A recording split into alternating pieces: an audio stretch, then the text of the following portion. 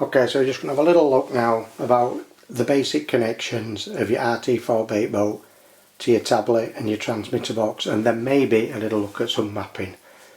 So first of all, first thing you need to do is completely charge your batteries up. They need to be fully charged before you do anything else with them. Once you've done that, we're good to go. But what I did, before I even connected anything up to my boat, went into the settings on my pad, connected to my home Wi-Fi, and then tap on Google Maps, and if you find on Google Maps the lakes that you intend fishing, go on there and just have a little zoom in on them. I like to do it on satellite view, but just have a little zoom in, have a little look at them, and then that view should be saved in the cache memory on your tablet. So then when you're at the lake and you haven't got internet connection, it should all be there. So once you've done that, you can come out of there and we can have a go at setting the boat up now. So when you start your boat up, the recommendations I've seen are that you start the boat with the front button, then the echo sounder with the back button on the boat, turn on your transmitter extender box, leave it 20 to 30 seconds, and then you can open up your app, and it's asking, do you want to connect your bait boat? We'll connect that.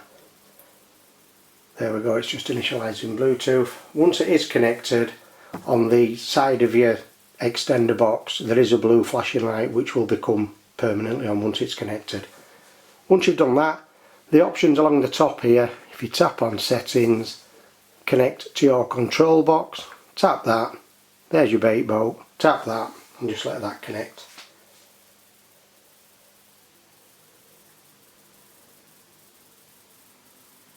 There we are, that's connected. So we've got connectivity up at the top is showing at 99% now, it was 102, so there we go, we're all connected there and good to go. In a moment I'm hoping that this Y-fish will fire up and there we go, sonar offline. Right, glad it's done that, because now that's a mistake I've made before. Go back into your settings here, and we're still connected to the home Wi-Fi. We don't want to be on that. You've got two here, RM and RM. They're both the same number, but one of them has an EXT at the end. It's both the same Wi-Fi signal, but the EXT one is coming from your extender box, so that's the one that we want to connect to. And there we are, it's connecting. It's checking the quality of the internet connection, and once we get connected there, we can then have a little look at the echo sounder.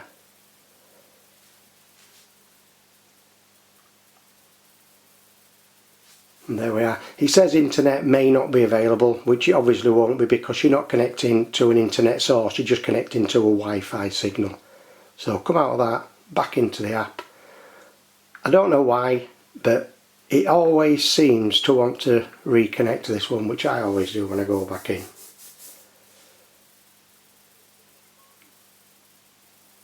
And as you can see at the top, it's saying no % signal connected to the transmitter box, and there we are, we're now connected. So hopefully, I've got a cover on this, there we are, on this tablet, and it's a bit of a nightmare. It makes the screen really unsensitive, but it is a good shockproof and waterproof cover, so I do just put up with it. As you can see, there's a simulated view here. We're not on the water at the moment, so it's just kind of making it up and giving you an idea of how it will work. At the moment there, we're on a split screen and it's displaying the Y-fish at the bottom and the dragonfly at the top. This little icon at the top left corner, if you tap that, you can pick what you actually want to see. And on this one, you can have just the dragonfly. Tap this one and you can have just the Y-fish, and again if we go on to that one, you've got it split. So that's basically your settings. Go on to manual, you can control your boat from here. You've got all the little options for opening your hoppers and such like up there. If you do connect your handset, it will disable this, and it will just work on your handset. You can't have them both connected at the same time. So that's that. And quickly, if we look onto mapping now, it has been a bit of a nightmare trying to do this because this cover makes this screen so unsensitive, it's unbelievable. So when you're at the lake, this map will open up at the side of the lake. I'm having to zoom in because I'm not at the side of the lake at the moment. What you can do here, once you're on mapping, you can hold that, pull it across, and it'll give you full screen of the map. And now it's gone back home, so here we go. Let's just go back to the lake. There we are, zooming on it there. So there we go, that's the lake. When I'm doing my mapping and picking my points, I think it's easier if you put it on a satellite view and you can actually see your pegs and where you're actually fishing. So what we'll do on this one, you must tap record mapping at the bottom here before you do it, otherwise it just won't record anything. It'll do the mapping for you but it won't save it. So once you've tapped that, it comes up and you can give it a name.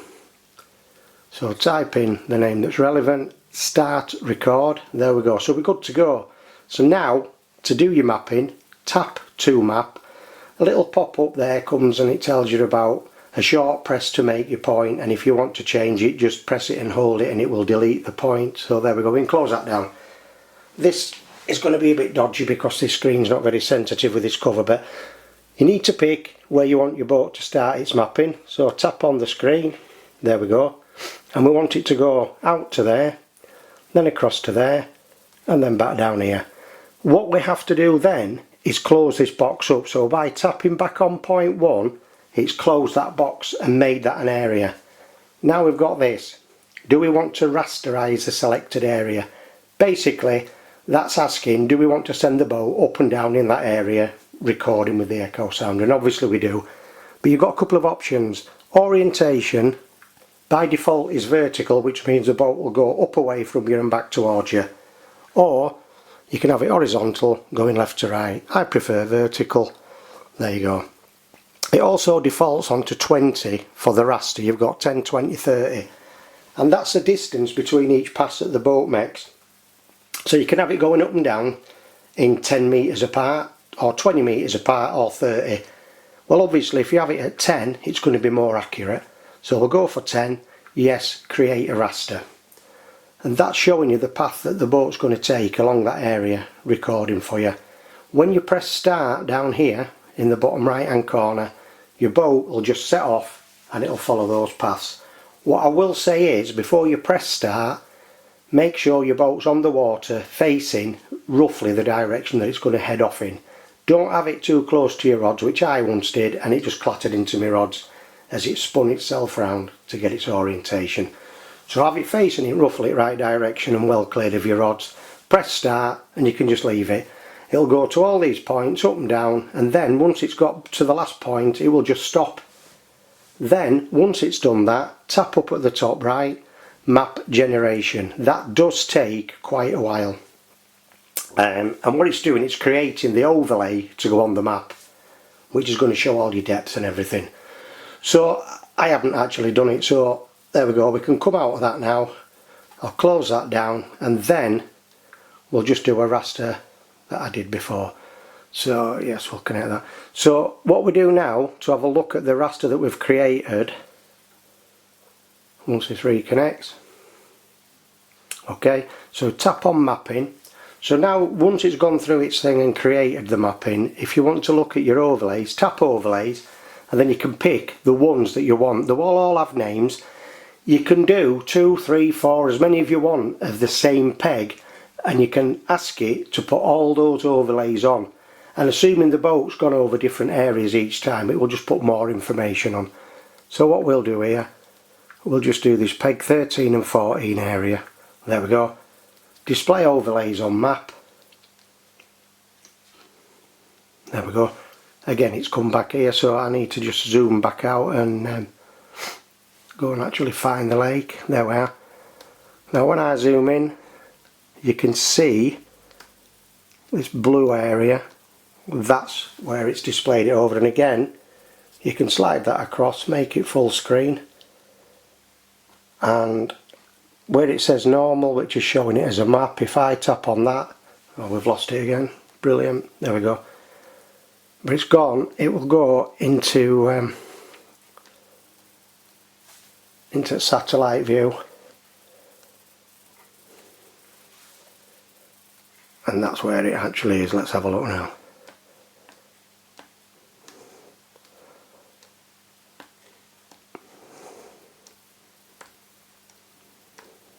There we are. That's loads of different ones all put together. There is an option in there which is something to play with as to what colours display what. I do prefer this one here actually, where the purple is the deep and the blue is the shallow. This yellow and orange one, I think it's all looks a bit much the same. But that's basically it.